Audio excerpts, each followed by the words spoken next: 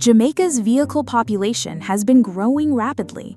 In 2022, the island imported 50,786 motor vehicles.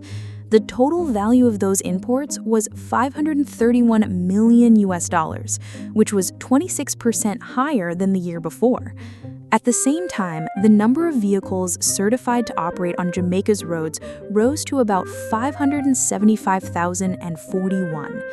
If the pace of this growth continues, then by 2030, there will be an estimated 3.6 million vehicles on the road, which means the current pace is clearly unsustainable.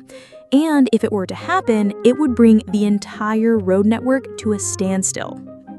If Jamaica really reaches 3.6 million vehicles by 2030, the pressure on the road network would be enormous. The country's infrastructure was never designed to handle that kind of traffic load.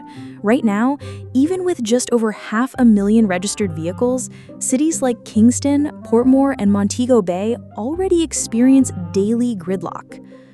Kingston, the capital, has about 670,000 residents in its metropolitan area. Portmore, just across the causeway, adds another 200,000 to 300,000 people who travel into Kingston for work and school almost every day.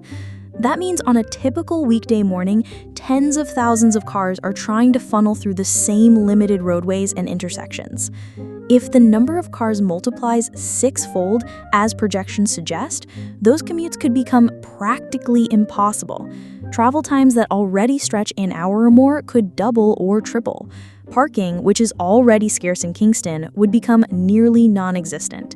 And highways like the Mandela Highway and the Portmore Causeway could become permanent traffic jams. One of the biggest solutions would be better public transportation. Right now, many people prefer to buy their own car because the buses and taxis are crowded, slow, or unreliable. But if the government invested in modern buses that run on time with comfortable seating and safe routes, more people would choose them. A single bus can take 40 to 60 people off the road, which is the same space as 30 or more cars. Another option is to look at trains and trams. Jamaica once had a railway system, but most of it is gone today. If trains were rebuilt to connect Kingston, Portmore, Spanish Town, and even Montego Bay, it could move thousands of people quickly every day. Trams, which are smaller trains that run inside cities, could also be used in places like Kingston. These systems are expensive to build, but in the long run, they move far more people than roads full of cars. Finally, the government could slow down the number of cars entering the country. Right now, Jamaica imports tens of thousands of vehicles every year.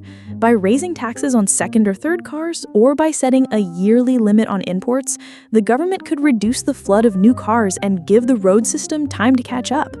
None of these solutions are easy. Some would cost a lot of money, and others would require big changes in how people travel. But doing nothing is not an option. If the government does not act, Jamaica's roads could be overwhelmed long before 2030.